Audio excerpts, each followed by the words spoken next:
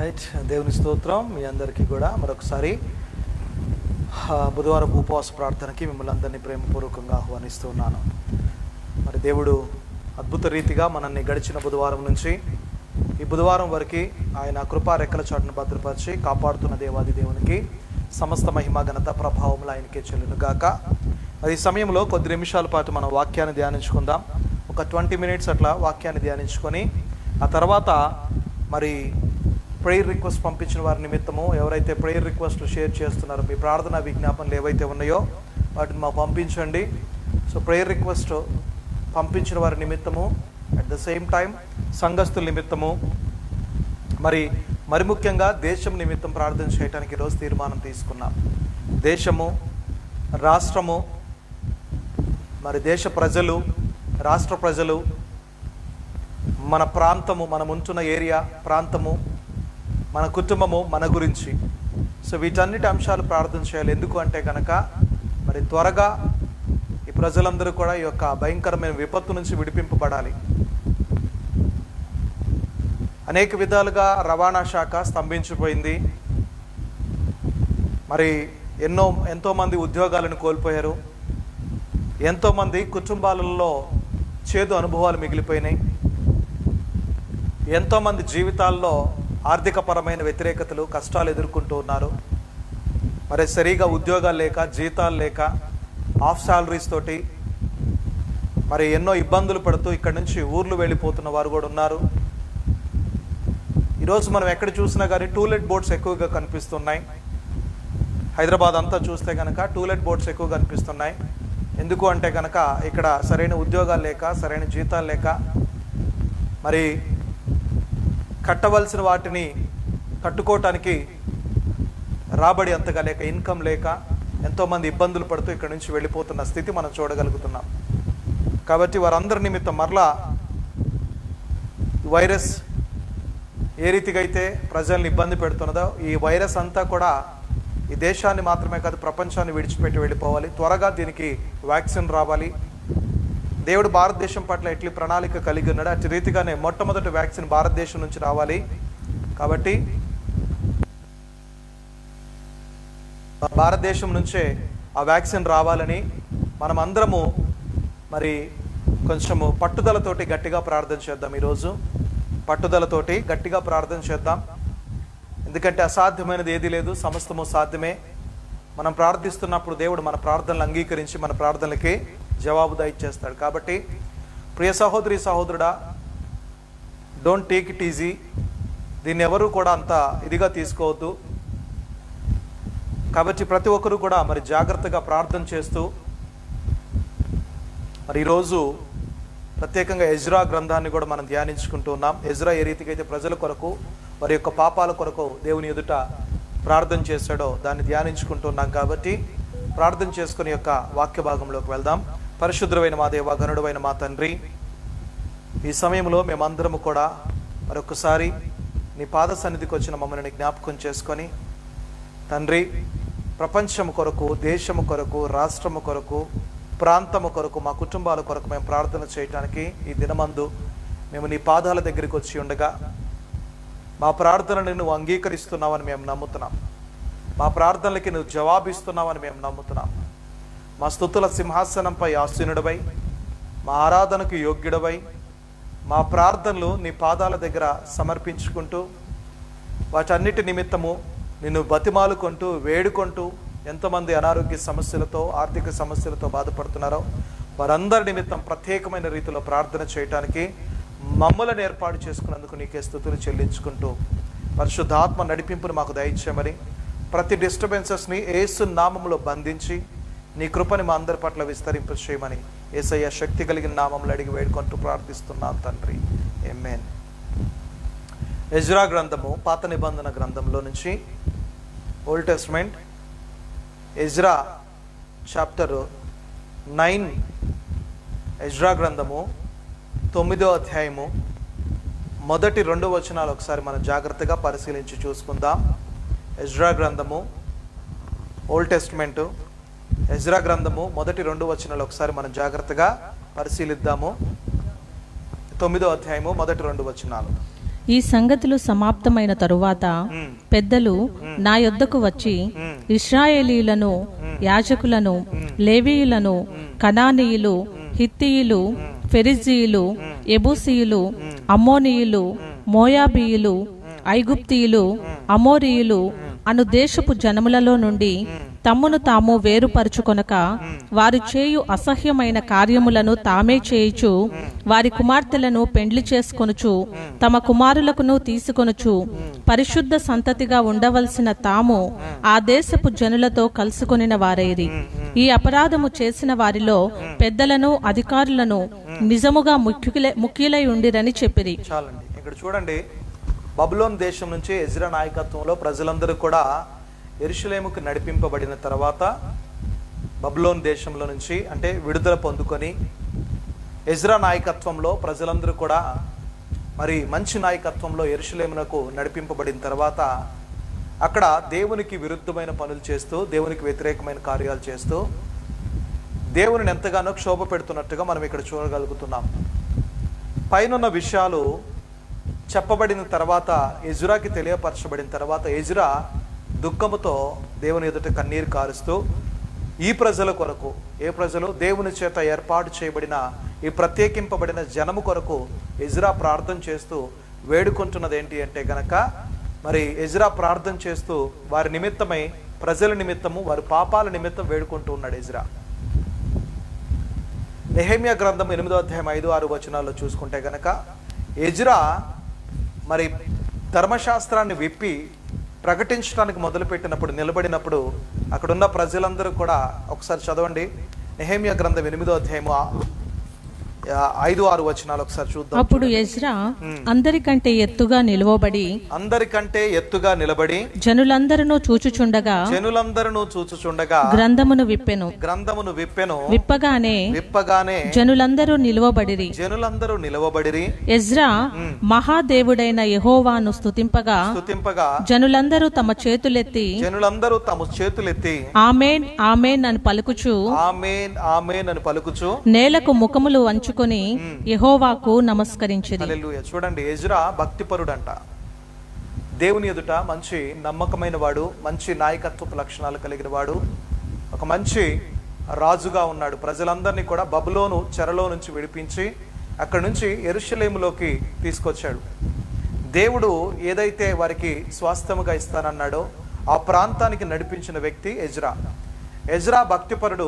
మరి ధర్మశాస్త్ర గ్రంథాన్ని విప్పి చదవటం మొదలుపెట్టినప్పుడు అక్కడున్న ప్రజలందరూ కూడా నిలబడి ఏం చేస్తూ ఉండేవాళ్ళంట?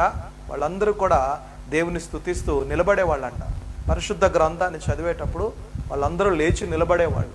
అంటే దేవుని యొక్క వాక్యానికి అంత ప్రాధాన్యత ఇచ్చేవాళ్ళు ఆ దినాలలో. నెహెమ్యా గ్రంథకాలంలో దేవుని యొక్క వాక్యానికి అంత ప్రాధాన్యత ఇచ్చేవాడు. ఎజ్రా కూడా దేవుని అందలి భక్తిపరుడుగా ఉంటూ ప్రజలందరిని అదే మార్గంలో నడిపిస్తూ ఉండేవాడు. ప్రజలందరినీ కూడా అదే మార్గంలో నడిపిస్తూ ఉండాడు. ఆయన చదవటం మొదలుపెట్టిన వెంటనే, ఆయన లేచి నిలబడి చదవటం మొదలుపెట్టిన వెంటనే ప్రజలందరూ కూడా లేచి నిలబడేవాడు. అంటే దేవునికి అంత ప్రాధాన్యత, మర్యాద వాళ్ళు ఇచ్చేవాళ్ళు. ఈ రోజులలో అంత మర్యాద, అంత ప్రాధాన్యత దేవునికి ఇస్తున్న వాళ్ళు ఎవరు కూడా మనకు అనిపించట్లేదు. అంత ప్రాధాన్యత, మర్యాద ఇచ్చి మరి ఆ గ్రంథాన్ని చదువుతున్నప్పుడు వాళ్ళందరూ కూడా ఆమేన్ ఆమేన్ అని వాళ్ళ ముఖములు మరి నేలకు వేసుకొని వంచి దేవుని స్తుతిస్తూ ఉండేవాళ్ళు. అట్లాంటి సన్మార్గములో నడిపించి ప్రజలందరినీ కూడా విడిపించి, బబులోను చెరలో నుంచి విడిపించి వారందరినీ యెరూషలేముకు చేర్చిన తర్వాత యెరూషలేములో ప్రజలు లిటరల్గా చెడిపోయారు. యెరూషలేములో లిటరల్గా ప్రజలందరూ కూడా చెడిపోయి వారి యొక్క చెడ్డ జీవితాన్ని అవలంబిస్తున్నారు. ఎట్లా అంటే గనక, ఏదైతే చేయొద్దు అని దేవుడు ఆజ్ఞాపించాడు వాటిని చేస్తున్నారు వాళ్ళు. ఏదైతే మీరు చేయకూడదు ఆ సంగతులు సమాప్తమైన తర్వాత పెద్దలు నా యొద్దకు వచ్చి, అంటే కొంతమంది పెద్దలు, వీరిలో నుంచి సపరేట్ చేయబడిన కొంతమంది పెద్దలు వచ్చి ఎజ్రాకు చెప్తున్న మాటలు ఏంటంటే గనక, అయ్యా మనము దేవుడు ఈ ప్రజలందరూ కూడా, మేము తప్ప మిగిలిన ప్రజలందరూ కొంతమంది ఎవరైతే ఉన్నారో వారందరూ కూడా ఏం చేస్తున్నారంటే గనక, ఏదైతే దేవుడు చెయ్యవద్దన్న పనులు ఉన్నాయో వాటిని చేస్తూ వాళ్ళు దేవునికి వ్యతిరేకమైన పనులు చేస్తున్నాడు. దేవుని ఉగ్రతని వారి మీదకి తెచ్చుకుంటూ ఉన్నారు. ఇది ఎంత మాత్రమూ కరెక్ట్ కాదు. ఈ విషయము మీకు తెలియపరచడానికి మేము నీ దగ్గరకు వచ్చామని కొంతమంది పెద్దలు సపరేట్ చేయబడి వచ్చారంట. ప్రజలు మాత్రమే కాదు, వారిలోనున్న ముఖ్య పెద్దలు కూడా కొంతమంది ఉన్నారు. వారు కూడా ఏం చేస్తున్నారు? ప్రజలతో పాటు సమ్మతించి ప్రజల్ని తప్పుతోవలో నడిపిస్తూ వారితో పాటుగా, అంటే చెడ్డ బోధ చేస్తూ చెడ్డ ప్రవర్తన కలిగి వారిని కూడా, ప్రజల్ని కూడా వారిని తిప్పుతూ ఉన్నారు. ఏంటి వాళ్ళు చేస్తున్న చెడ్డ కార్యాలు అంటే గనక, వారు చేస్తున్న పనులు తమ కుమారులకును తీసుకొనవద్దు అని చెప్పేసి అన్నప్పుడు, తన కుమార్తెల్ని పెళ్లి చేసుకొనవద్దు అని అక్కడ ఉన్న కనాను దేశపు వారితో చెప్పిన వారి యొక్క బిడ్డలతోటి మీరు సాంగత్యం చేయకూడదు, వారితోటి మీరు ఆ ప్రాంతానికి వెళ్ళిన తర్వాత వారి బిడ్డల్ని మీరు పుచ్చుకొనకూడదు, వివాహానికి ఇచ్చి పుచ్చుకొనకూడదు అని చెప్పిన తర్వాత కూడా వాళ్ళు అదే చేస్తున్నారు. ఈ మాట ఎక్కడ దేవుడు వారితో చెప్పబడ్డాడంటే, ద్వితీయోపదేశకాండము 7వ అధ్యాయము 1-5 వచనాలు చూస్తే మనకి ఇజ్రాయెల్ ప్రజలతో దేవుడు ఏ రీతిగా స్పష్టంగా మీరు చేయకూడనివి ఇవి అని ఏ రీతిగా మాట్లాడాడు చూడండి. ద్వితీయోపదేశకాండము 7వ అధ్యాయము 1-5 వచనాలు ఒకసారి చూస్తే మనకు అర్థమవుతుంది. నీవు స్వాధీనపరచుకొనబోవు దేశములోనికి నీ దేవుడైన యెహోవా నిన్ను చేర్చి బహుజనములను అనగా సంఖ్యకును బలమునకును నిన్ను మించిన హిత్తీయులు, గిర్గాషీయులు, అమోరీయులు, కనానీయులు, ఫెరిజీయులు, హివీయులు, ఎబూసీయులు అను 7 జనములను నీ ఎదుట నుండి వెళ్ళగొట్టిన తరువాత నీ దేవుడైన యెహోవా వారిని నీకు అప్పగించినప్పుడు నీవు వారిని హతము చేయవలెను, వారిని నిర్మూలము చేయవలెను, వారితో నిబంధన చేసుకొనకూడదు, వారిని కరుణింపకూడదు, నీవు వారితో వియ్యమందకూడదు, వాని కుమారునికి నీ కుమార్తె నియ్యకూడదు, నీ కుమారునికి వాని కుమార్తెను పుచ్చుకొనకూడదు, నన్ను అనుసరింపకుండా ఇతర దేవతలను పూజించున్నట్లు నీ కుమారుని వారు మళ్లించుదురు. అందును బట్టి యెహోవా కోపాగ్ని నీ మీద రగులుకొని ఆయన నిన్ను త్వరగా నశింపజేయును. కావున మీరు వారికి చేయవలసినదేమనగా, వారి బలిపీఠములను పడద్రోసి వారి విగ్రహములను పగలగొట్టి వారి దేవతా స్తంభములను నరికివేసి వారి ప్రతిమలను అగ్నితో కాల్చవలెను. చాలండి, చూడండి. నీవు స్వాధీనపరచుకున్న తర్వాత, అక్కడికి వెళ్ళిన తర్వాత అక్కడ ఎవరైతే 7 ప్రజలు ఉన్నారో, 7 జనములను, 7 గుంపులు ఎవరైతే ఉన్నారో వారిని నువ్వు హతమార్చాలి. వారితో నువ్వు సాంగత్యం చేయకూడదు, వారితో నువ్వు ఫ్రెండ్షిప్ చేయకూడదు, దోస్తానా చేయకూడదు, వారితో నువ్వు సాంగత్యం చేయకూడదు. అంటే వారితో కలిసి నువ్వు జీవించడానికి వీల్లేదు. ఎందుకంటే కనుక అది వారి దేశము కాదు, అది పాలు తేనెలు ప్రవహించే దేశము. నువ్వు అడుగుపెట్టే స్థలం, అది నీకు స్వాస్థ్యముగా అప్పగింపబడిన స్థలము. వారితో నువ్వు సాంగత్యం చేయకూడదు, వారితో నువ్వు ఫ్రెండ్షిప్ చేయకూడదు, వారితో కలిసి నువ్వు తిరగకూడదు. ఎవరితోటి? దుష్టుల ఆలోచన చొప్పున నడవక, పాపుల మార్గమును నిలవక, అపహాసకులు కూర్చుండు చోటు కూర్చుండక, యెహోవా ధర్మశాస్త్రమునందు దివారాత్రములు దాన్ని ధ్యానించుచు దాని ప్రకారంగా నడుచుకుని వారు ధన్యులు అని చెప్పేసి రాయబడి ఉన్నట్టుగా, మరి దుష్టులైతే ఎవరైతే ఉన్నారో, యెహోవాకు వ్యతిరేకమైన వారు, వీరందరూ కూడా ఆ 7 జనములు ఎవరైతే ఉన్నారో, 7 గుంపులు ఎవరైతే ఉన్నారో వారందరూ విగ్రహారాధికులు. వారందరూ కూడా దేవునికి వ్యతిరేకమైన పనులు చేస్తూ బలిపీఠములు కట్టించి వాటికి పూజిస్తూ వాటికి నరబలులు అర్పించేవాళ్ళు. వాళ్ళు బలులు అర్పిస్తూ ఉండేవాళ్ళు. వారితో నువ్వు సాంగత్యం చేయకూడదు. అంత మాత్రమే కాదు, అక్కడ చూడండి, నీవు వారితో నిబంధన చేయకూడదు అని చెప్పేసి అంటున్నాడు. వారితో ఎలాంటి నిబంధన నువ్వు చేసుకోకూడదు, అంటే ఎలాంటి కమిట్మెంట్ వారితో నువ్వు చేసుకోకూడదు. వారిని కరుణింపకూడదు, అంటే వారి విషయమై కరుణ రాకూడదు. ఎందుకంటే వారు కంప్లీట్గా దేవునికి వ్యతిరేకమైన వారు. నువ్వు ఎలాంటి వారితో సాంగత్యం చేస్తున్నావో ఈరోజు ఒక్కసారి నువ్వు పరిశీలించి చూసుకో. నువ్వు సాంగత్యము చేయవలసిన వారు కూడా దేవుని చేత ఏర్పాటు చేయబడిన వారైతేనే వారితో సాంగత్యం చేయాలి. నువ్వు రిలేషన్షిప్ కలిగి ఉన్నది కూడా దేవుని చేత ఏర్పాటు చేయబడిన వారితోనే రిలేషన్షిప్ కలిగి ఉండాలి. వారితో నిబంధన చేసుకోకూడదు, వారిని కరుణింపకూడదు, నీవు వారితో వియ్యం ఉండకూడదు అని చెప్పేసి అంటూ ఉన్నాడు. వియ్యం అందటం అంటే పెళ్లికి ఇచ్చుకోవటం, తీసుకోవటం, ఇది చేయకూడదంట. వారితో వియ్యం అందకూడదు. వారి కుమారుని నీ కుమార్తెకి ఇవ్వకూడదు, నీ కుమారుని వారి కుమార్తెలకు పుచ్చుకొనకూడదు. నన్ను అనుసరింపకుండా ఇతర దేవతలు పూజించినట్లు నీ కుమారులు వారిని మళ్లించుకుందురు. చూడండి, వారితో వియ్యమొందకూడదు, నీ కుమార్తెని వారి కుమారులకి ఇవ్వకూడదు, వారి కుమారులను నీ కుమార్తెలకి తీసుకొనకూడదు. ఎందుకంటే వారు పూర్తిగా విగ్రహారాధన చేసేవాళ్ళు. ఒకవేళ నువ్వు ఇచ్చినట్లయితే గనక నీ కుమారులు ఆ చెడు మార్గంలో విగ్రహారాధన వైపు మరలే అవకాశం ఎక్కువగా ఉంటుంది. 99% లోకము యొక్క ఆశల వైపు మన దృష్టి వెళ్ళిపోతూ ఉంటుంది. ఎప్పుడు కూడా లోకంలో ఉన్న వారి వైపు మన దృష్టి వెళ్ళిపోతూ ఉంటుంది, హంగులు ఆర్భాటాల వైపే. మనం ఎప్పుడైనా చూస్తుంటే, మీ చిన్న వయసులో కానీ, నేను సండే స్కూల్లో టైంలో నేను మా ఇంట్లో ఇప్పటికీ కూడా ఉంది ఆ పోస్టర్ ఒకటి, ఒక వాల్ పోస్టర్ ఉండేది, ఒక ఫ్రేమ్ కట్టించి 2x2 పోస్టర్ ఒకటి ఉండేది. ఆ పోస్టర్లో 2 వర్గాలకు సంబంధించిన 2 గుంపులు ఉండేవాళ్ళు, 2 కేటగిరీస్ ఆఫ్ పీపుల్ ఉండేవాళ్ళు అక్కడ.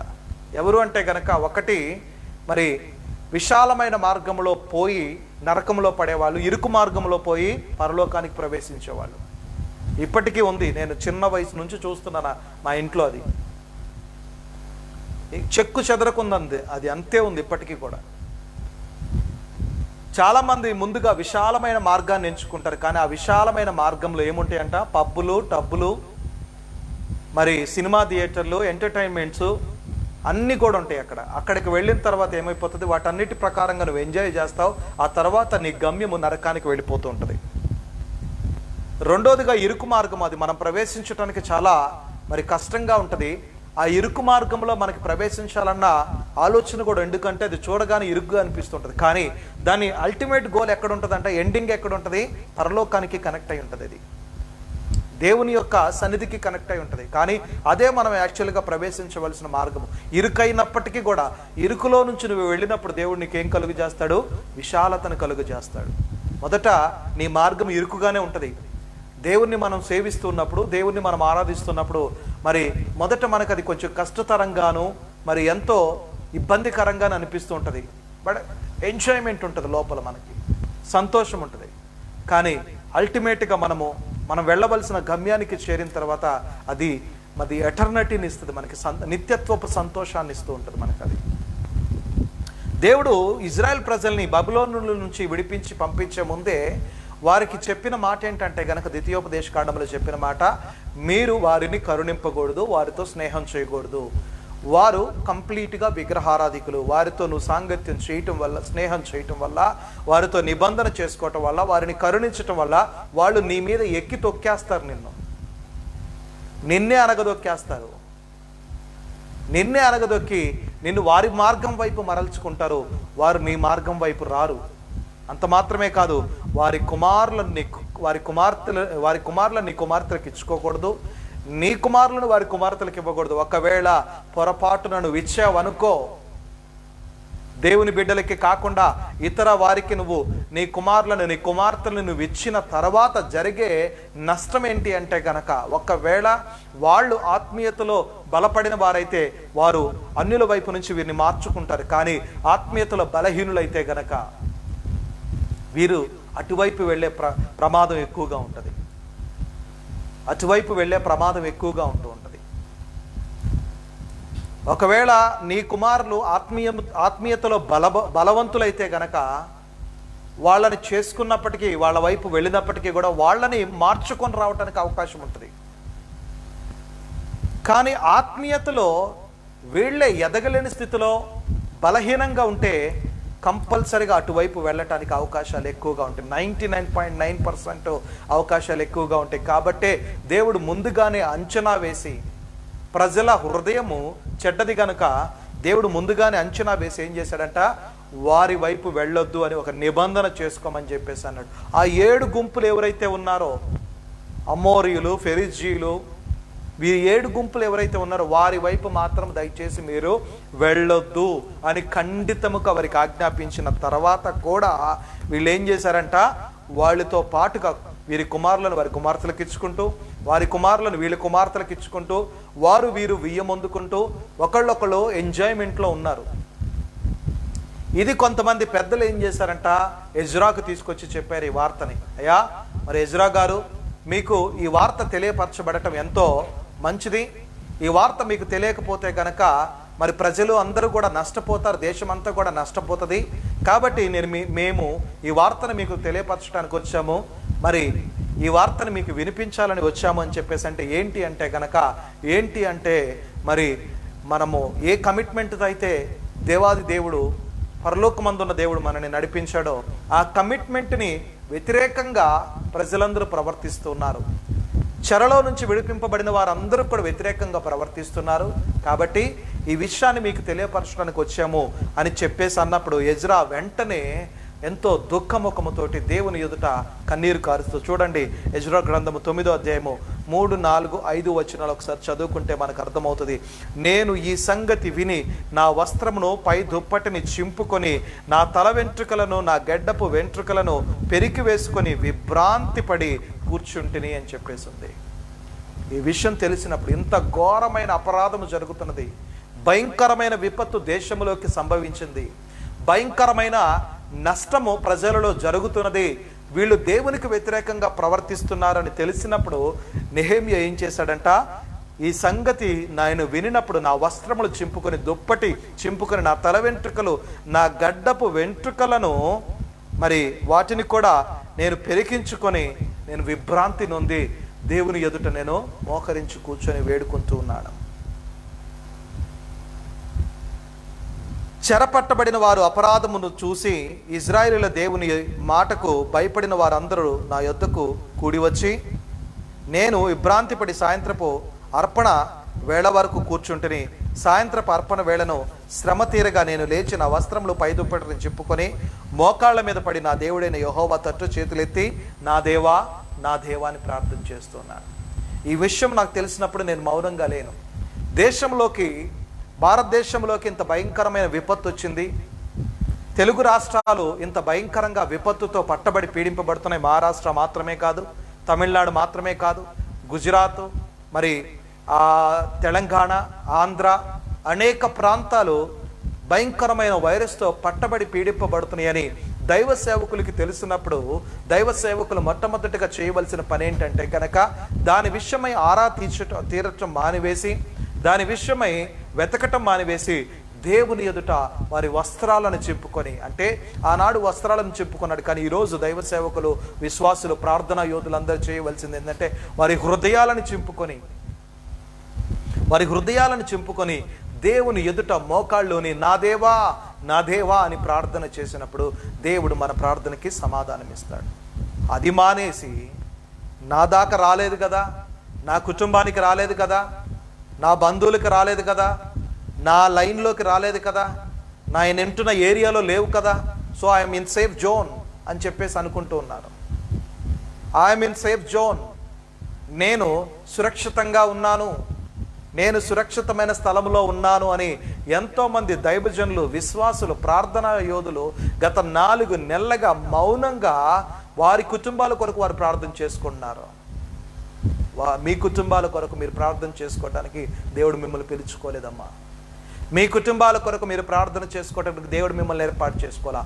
దేశము పాడైపోతున్నది, దేశంలో ఉన్న ప్రజలందరికీ ఆస్తి నష్టము కలుగుతున్నది, ఆరోగ్యపరమైన నష్టము కలుగుతున్నది, కుటుంబాలు చిన్నాభిన్నమైపోతున్నాయి, ఉద్యోగాలు పోతున్నాయి, వ్యాపారాలు స్తంభించిపోతున్నాయి, అనేక షాపింగ్ మాల్స్ మూసివేయబడ్డాయి, రవాణా శాఖ స్తంభించిపోయింది, ఎక్కడికక్కడ నిర్బంధించబడింది, ఎక్కడా కూడా సమాధానము లేని స్థితి, ఒకరిని ఒకరు కలుసుకొని ప్రశాంతంగా 2 నిమిషాల పాటు మాట్లాడుకోలేని స్థితి.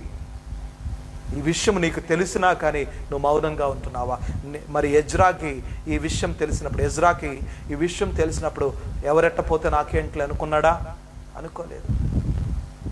ఎవరెలా పోతే నాకేంటి, నేను బాగున్నాను కదా, నా రాజ్య కోటలో నేను బాగున్నాను అని అనుకున్నాడా? అనుకోలేదు.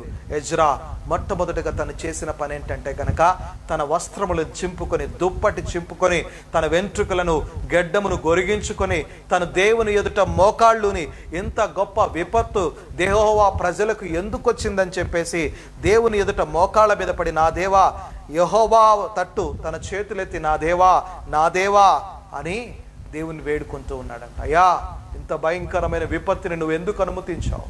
ఇంత భయంకరమైన వైరస్ని ఎందుకు మా దేశంలోకి నువ్వు అనుమతించావు అయ్యా? ఎందుకు మరి ఈ దేశంలోకి ఇంత భయంకరమైన విపత్తును అనుమతించావు? అవును, నిజమే, చేయకూడని పనులు ప్రజలు చేస్తూ ఉన్నారు. దేవుణ్ణి ఆరాధించటం మానేసి ఇతర దేవతలను ఆరాధించటం మొదలు పెడుతున్నారు. దేవునికి ప్రార్థించటం మానేసి ఇతర దేవతలకి, రాళ్లకి, రప్పలకి, విగ్రహములకి వాళ్ళు ఏం చేస్తున్నారు? పూజలు, పునస్కారాలు చేస్తూ ఉన్నారు. నిజమే, చెడు దేశంలోకి ఎంతగానో విస్తరించిపోయింది. చాప కింద నీరులాగా చెడంతా కూడా దేశంలోకి విస్తరించేసింది. వీరి కుమారులను వారి కుమార్తెలకు ఇచ్చుకుంటున్నారు, వారి కుమార్తెలను వీరి కుమారులకు ఇచ్చుకుంటూ ఎంతో భయంకరంగా పాడైపోయింది దేశము. అందుకే ఈ వైరస్ ఈ దేశంలోకి ప్రవేశింది. అయినప్పటికీ నీవు కనికరము కలిగిన దేవుడివి. కింద ఉంటది కదండి, కింద వచనాల్లో చదువుకుందాం, టైం లేదు. మా దేవా, ఇంత కృపనొందిన తర్వాత మేమేమి చెప్పగలము? నిజముగా ప్రవక్తలైన నీ దాసుల ద్వారా నీవిచ్చిన ఆజ్ఞలు మేము అనుసరింపకపోతిమి కదా. నీ కృప ఉన్నప్పటికీ కూడా మేము నీ కృప కింద ఉండకుండా, నీ ఆజ్ఞల ప్రకారంగా నడవకుండా, నువ్వు ద్వితీయోపదేశకాండం 7వ అధ్యాయము 1-5 వచనాల్లో నువ్వు చెప్పిన మాటలన్నిటినీ కూడా మేము లక్ష్య పెట్టకుండా మా ఇష్టానుసారమైన జీవితాలు జీవించాం. ఆదివారపు ఆరాధనలకు మేము వెళ్ళలేదు, బుధవారపు ఉపవాస ప్రార్థనలో మేము పాలు పొందుకోలేదు, స్త్రీల సమాజాల్లో మేము పాలు పొందుకోలేదు, సండే స్కూల్కి మా బిడ్డల్ని పంపించలేదు, ఆదివారము ఆరాధనలకి మేము వెళ్లకుండా పెళ్ళిళ్ళంటూ, పేరంటాలంటూ, పూజలు పునస్కారాలంటూ, ఆ బర్త్డే ఫంక్షన్లు అంటూ, ఈ బర్త్డే ఫంక్షన్లు అంటూ మా ఇష్టం వచ్చినట్టుగా తిరిగాము. నీ బిడ్డలమై ఉండే మేము ఈ రీతిగా బ్రతికేం కాబట్టి ఈ వైరస్ మా దేశంలోకి వచ్చింది. ఎవరి వల్ల కాదు ఇది వచ్చింది, మా వల్లే ఈ వైరస్ వచ్చింది. కాబట్టి మేమే బతిమాలుకుంటున్నాం నీ ఎదుట, మోకాళ్ళుని మా 2 చేతులు పైకెత్తి నా దేవా, నా దేవా అని మేము బతిలాడుకుంటున్నాం. దయతో మమ్మల్ని క్షమించు, మమ్మల్ని క్షమించి మా దేశాన్ని స్వస్థపరచు. నోరు లేని ఆ విగ్రహాల వైపు అనేక మంది పూజలు పునస్కారాలు చేసి వారి సమయాన్ని వృధా చేసుకుంటున్నారు. చేయకూడని విరుద్ధమైన పనులు చేస్తూ వారి యొక్క సమయాన్ని వృధా చేసుకుంటూ ఉన్నారు. ఈ లోక సంబంధమైన కార్యకలాపాల అలవాట్ల వైపు పరిగెత్తుతూ మరి సిగరెట్లంటూ, మద్యపానాలంటూ, వ్యభిచారాలంటూ తిరుగుతూ దేవా నీ హృదయాన్ని ఎంతగానో నొప్పింప చేస్తూ ఉన్నారు. ప్రార్థన చేసేవాడు ఒక్కడూ లేడు, యథార్థమైన ప్రార్థన చేసేవాడు ఒక్కడూ లేడు, యథార్థంగా నీ ఎదుట వేడుకునేవాడు ఒక్కడూ లేడు. ఎవరు చూసిన స్వార్థపూరితమైన నేను బాగుండాలి, నా కుటుంబం బాగుండాలి, నా సంఘం బాగుండాలని చేసే ప్రార్థనలే కానీ యథార్థంగా చేసే ప్రార్థన ఎక్కడా కూడా నీకు కనిపించట్లేదు. ప్రభువా, దయతో మమ్మల్ని కనికరించు. మేము చేసిన పాపాలను బట్టే, మేము చేసిన అపరాధాలను బట్టే మరి ప్రజలందరూ, దేశ ప్రజలందరూ చేసిన అపరాధాలు, దేశ ప్రజలందరూ చేసిన పాపాలను బట్టి ఈ ఉగ్రత ఈరోజు గత 4 నెలలుగా మా మీద, మా తలల మీదకి వచ్చి మమ్మల్ని పీడిస్తున్నది. ఈ ఉగ్రత మా మీదికి వచ్చి మమ్మల్ని పీడిస్తున్నది. మేము మాత్రమే కాదు, మా పితరులు కూడా చేశాడు. చూడండి 7వ వచనంలో ఒక మాట ఉంటుంది, 6 నుంచి ఒకసారి చదువుకుందాం. 6-7 వచనాలు. నా దేవా, నా దేవా, నా ముఖము నీ వైపు ఎత్తుకొనుటకు సిగ్గుపడి కిన్నుడనై ఉన్నాను. మా దోషములు మా తలలకు పైగా హెచ్చి ఉన్నవి, మా దోషములు మా తలలకు పైగా హెచ్చి ఉన్నవి. మా అపరాధము ఆకాశమంత ఎత్తుగా పెరిగి ఉన్నది. మా పితరుల దినములు మొదలుకొని నేటి వరకు మేము మిక్కిలి అపరాధులము. మా దోషములు ఎట్లున్నాయంట?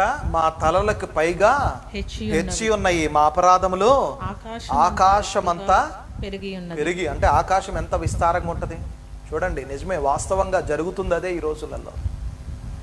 ప్రార్థనా మందిరాలకు ఉన్నంత ప్రాముఖ్యత బార్లకి, సినిమా థియేటర్లకి, రెస్టారెంట్లకు ఉన్నంత ప్రాముఖ్యత ప్రార్థనా మందిరాలకి లేదు ఈ రోజులలో. బార్లకి, రెస్టారెంట్లకి, సినిమా థియేటర్లకి, పార్కులకి, ఈ లోక సంబంధమైన ఎంటర్టైన్మెంట్కి ఉన్నంత ప్రాముఖ్యత దేవునికి, దేవుని యొక్క సన్నిధికి లేదు. దేవుని సన్నిధి, దైవజనులకి కావలసినవన్నీ కూడా మరి ఏదైతే దేవుని యొక్క సంఘానికి అవసరమో దాని నిమిత్తం ఎవరు కూడా స్పందించి ముందుకు రారు. అదే ఈ లోక సంబంధమైన వాటికి వేలకు లక్షల రూపాయలు ఖర్చు పెడుతూ ఉంటారు. జరుగుతుంది ఇదే. మా దోషములు, మా అపరాధములు మా తలలపై మీద ఎక్కి మమ్మల్ని తొక్కుతున్నాయి. మేము కాదు, మేము, మా పితరులు, మా పితరుల చేసిన దోషాలన్నీ కూడా మా తలల మీదకి ఎక్కి మా మీద తాండవిస్తూ ఉన్నాయి, మా మీద నిలబడి మమ్మల్ని ఎక్కి తొక్కుతున్నాయి. కాబట్టి ఈరోజు ఈ భయంకరమైన పరిస్థితి మా జీవితాల్లోకి వచ్చింది. ఒకప్పుడు మేము భయంకరమైన వ్యర్థమైన జీవితాన్ని జీవించాం. మా దోషాలే, మా అపరాధాలు ఎంత ఉన్నాయో తెలుసా?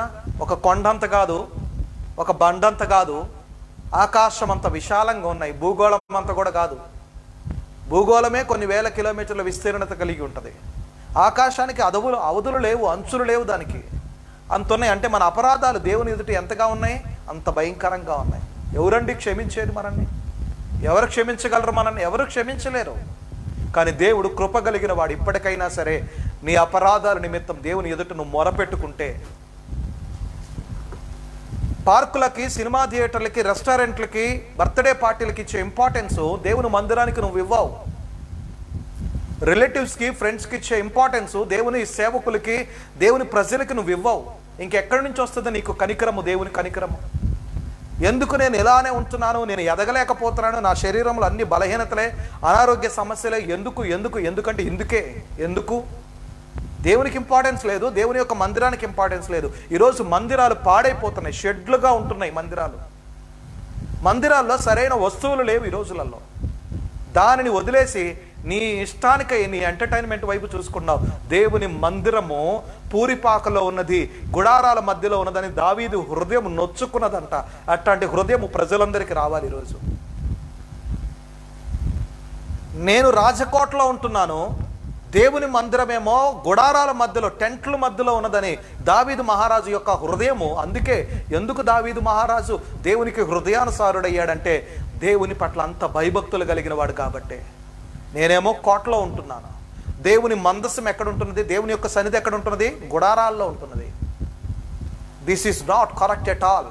ఇది కరెక్ట్ కాదు, ఇది సరైనది కాదు. అవసరమైతే నేను గుడారంలో ఉండాలి, దేవుని సన్నిధి రాజకోటలో ఉండాలి, ఆయన రాజులకి రాజు, ఆయన అక్కడ ఉండాలి అని చెప్పేసి ఆయన అనుకొని, మరి ఆయనకి కలిగిన మనసు మీ అందరికీ కలిగి ఉండాలి. ఈరోజు దేవునికి, దేవుని సేవకుల పట్ల మీకు ఏమాత్రం కూడా కనికరం ఉండదు.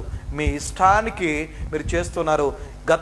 గత కొద్ది సంవత్సరాలుగా మన పితరులు చేసిన అపరాధాలు మన తలల మీదకి ఎక్కి కూర్చొని ఈరోజు మనల్ని తాండవిస్తూ ఉన్నాయి.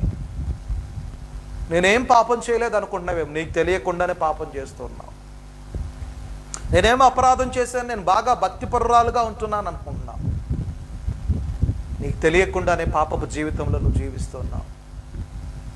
వీరందరి నిమిత్తం నెహెమియా మొరపెట్టుకుంటున్నాడంట.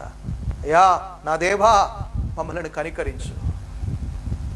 నిజమే, మా పాపాలు, మా అపరాధాలు మా తలల మీదకి ఎక్కి మమ్మల్ని తొక్కుతున్నాయి. అందుకే ఈ శరీరంలో బలహీనతలు, అనారోగ్య సమస్యలు. ఎందుకు మేము ఎక్కడ మొదలు పెట్టాం, మా జీవితం అక్కడే ఉన్నదో తెలుసా? ఎందుకంటే మేము దేవుని మందిరానికి ఇంపార్టెన్స్ ఇవ్వము, దేవునికి ఇంపార్టెన్స్ ఇవ్వము. మా ఇష్టం వచ్చినట్టుగా మేము బ్రతుకుతాం. అందుకే మేము ఎదగట్లా. మా జీతాలంతే, మా బ్రతుకులు ఇంతే. ఎందుకు మా శరీరంలో బలహీనతలు, ఎక్కడ చూసినా ఆ నొప్పి ఈ నొప్పి అని ఎందుకు కొట్టుకులాడుతున్నామో తెలుసా?